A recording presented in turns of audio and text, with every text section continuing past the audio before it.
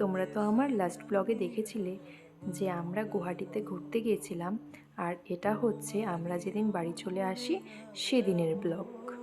আমরা যেদিন চলে আসব, লজের দাদারা বলেছিল যে তোমরা যেহেতু চলে যাবে তো 12টার মধ্যে রুমটা ছেড়ে দিও, আমরা অন্য আরেকজনকে ভাড়া দিয়ে দেব।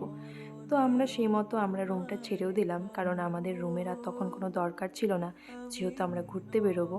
আর আমাদের লাগেজগুলো রিসেপশন রুমে রেখে আমরা বেরিয়েছিলাম। আর দেখো, আমরা তো আসার পরে ওয়েদার ভালোই ছিল, তো সেদিন হালকা একটু বৃষ্টি হচ্ছিল, তবে ঘুরতে যাওয়ার মতো ওয়েদার ছিল। আর আমরা বেরিয়ে যাই উমানন্দা মন্দির দেখার উদ্দেশ্যে। এই ব্রিজটা দেখে বুঝতে পারছো এটা কোন ব্রিজটা? তোমাদের যে আগের ব্লগে আমি দেখিয়েছিলাম যে রাতের বেলা আমরা যখন ঘুরতে যাচ্ছিলাম একটা ব্রিজ লাইট জ্বলছিল, এটাই হচ্ছে সেই ব্রিজ। দেখো কি সুন্দর লাগছে না ব্রিজটা দেখতে। মালিগাঁও থেকে এখানে দূরত্ব খুব একটা নয়, আমরা খুব তাড়াতাড়ি এখানে পৌঁছে গেছিলাম। আর ভাবছিলাম বৃষ্টি যদি হয় তাহলে কিভাবে যাব, ভিজে যাব। আর দেখো বৃষ্টি এখানে থেমেও গেছিলো, খুব একটা বৃষ্টি হয়নি, হালকাই বৃষ্টি হয়েছে। তারপর আমরা চলে যাই টিকিট কাউন্টারে টিকিট নিতে। আর হরিশ তো এখানে টিকিট নিয়েছিল। আর হ্যাঁ, এটা হচ্ছে স্টিমারে টিকিট, কারণ স্টিমারে করে উমানন্দা মন্দিরে যেতে হবে। তাছাড়াও কেবিল কার দিয়ে যাওয়া যায় উমানন্দা মন্দিরে।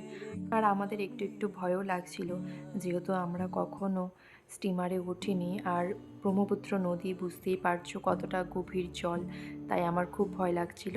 আর আমার এইসব জলের রাইডিং করতে আমার খুবই ভয় লাগে, আমি কখনো এসবে উঠিনি, এবার ফার্স্ট।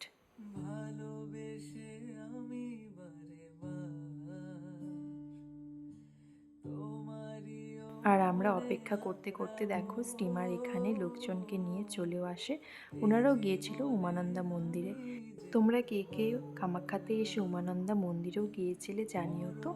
এখানের উচ্চতা তো বিশাল, অনেকগুলো সিঁড়ি উঠতে হয়েছে আমাদের, আর আমরা সবাই হাঁপসে গেছিলাম এই সিঁড়ি উঠতে উঠতে।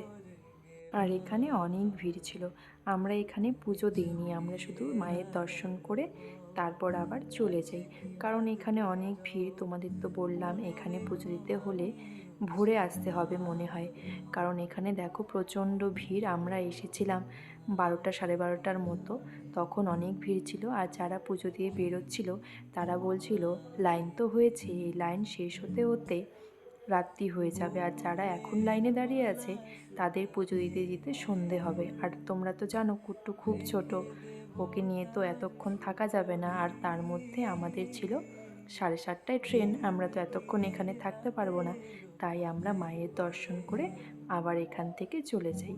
হ্যাঁ, মন্দিরটা তোমরা দেখো একবার, কি সুন্দর না? আর লোকজন দেখতে পাচ্ছ কত ভিড়, লাইন দেখো একবার। এই লাইন থেকে বেরোলে আর এই লাইনে ঢোকা সম্ভব না, কারণ ওনারা তোমাদের আর চান্সই দেবে না এই লাইনে ঢোকার জন্য। এখানে অনেকেই পুজো দেয়নি, যেহেতু অনেক ভিড় ছিল আর অনেক লম্বা লাইন, তাই অনেকেই দেয়নি।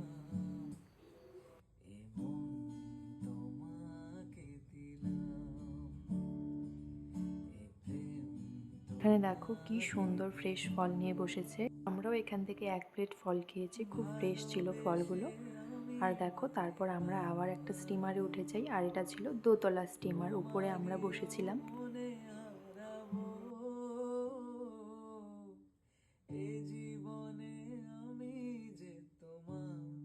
আর এই ভিউটা দেখো একবার তোমরা, কি সুন্দর না? দারুণ লাগছিল এটা দেখতে। তারপর সেখান থেকে বেরিয়ে আমরা চলে যাই একটা পার্কে। আমরা এই পার্কটা সম্বন্ধে কিছুই জানি না, আমরা একটা অটো দাদাকে জিজ্ঞেস করে এই পার্কে গেছিলাম, আর গিয়ে সেরকম কিছু দেখলাম না, কারণ রাত্রে গেলে হয়তো ভালো লাগতো, আমাদের ভালো লাগেনি, তাই আমরা আবার সেখান থেকে চলে যাই। আর এখন আমরা যাব খাওয়া দাওয়া করতে, কারণ আমাদের খুব খিদে পেয়েছিল। সকালে আমরা সেরকম কিছু খেয়ে বেরোইনি, তাই প্রচণ্ড সবার খিদে পেয়েছিল। তারপর দেখলাম সামনে একটা আলু চাটের দোকান, সেখান থেকে আমরা আলু চাট নিই, আর আলু চাটটা খেতেও ভালো লাগছিল। আর আমাদের যেহেতু খুব খেতে পেয়েছিল, তাই এই আলু চাটটাই আমরা সবাই ভাগ করে খেয়েছি, আর খুব ভালো লাগছিল খেতে। আর এখানে কুট্টু আমাদের গান শোনাচ্ছিল, ও তো কখনোই বোরিং হয় না, ওর সব সময় ফুল এনার্জি থাকে। আর আমরা স্টিমারে উঠে যতটা ভয় লাগছিল আমাদের, মানে ভয় পেয়েছি, ওর একদমই ভয় লাগেনি। আর আমরা ওকে নিয়ে ভয় পাচ্ছিলাম, এত লাফালাফি ওর করে কি বলবো তোমাদের। তোমরা তো দেখোই প্রত্যেকটা ব্লগে আমার যে ও কতটা চঞ্চল। আর এই হোটেলে এসে দেখি এখানেও খুব ভিড়, কারণ দুপুরবেলা এসেছিলাম আমরা, অনেক লোকজন ছিল এখানে, খুব ভিড় ছিল, একটাও আমরা খালি টেবিল পাচ্ছিলাম না। তারপর একটা দাদা আমাদের বলল ওপরে যেতে। আর আমরা এতদিন খেয়েছি এটাতে, মানে দুদিন খেয়েছি, আমরা জানি না যে ওপরে আছে। আর ওপরে গিয়ে দেখি ওপরেও একদম ফুল। তারপর আবার নিচে এসে দেখি যে একটা খালি হয়েছে, একটাতে আমরা সবাই মিলে বসে খেয়ে নিই। তারপর খাওয়া দাওয়া করে আমরা চলে যাই স্টেশনে। আমরা স্টেশনে এসেছিলাম 6:30টায়, আর আমাদের ট্রেন ছিল 7:30টায়। আর আমরা যখন বাড়ি যাচ্ছিলাম ট্রেনে খুব একটা ভিড় ছিল না, আর লাস্টের দিকে তো শুধু আমরাই ছিলাম। আর তোমাদের সঙ্গে পুরোটা শেয়ার করতে পারছি না, কারণ আমার মোবাইলের চার্জ একদম ছিল না, তাই একটু একটু করে আমি ক্লিপ নিয়েছি। কারণ আমাকে তো অল্প চার্জ রেখে বাড়ি যেতে হবে, কারণ রাস্তাঘাটে কী প্রবলেম হয় আমরা তো কেউ জানি না, তাই আমাদের ফোনের চার্জটা এখন রাখতে হয়, তাই না বলো? আর আমাদের ট্রেন আসে 15 মিনিট লেটে, আর আমাদের বাড়ি যেতে যেতে বেঁচেছিল 1টা। তো এখানেই শেষ করছি। Bye bye.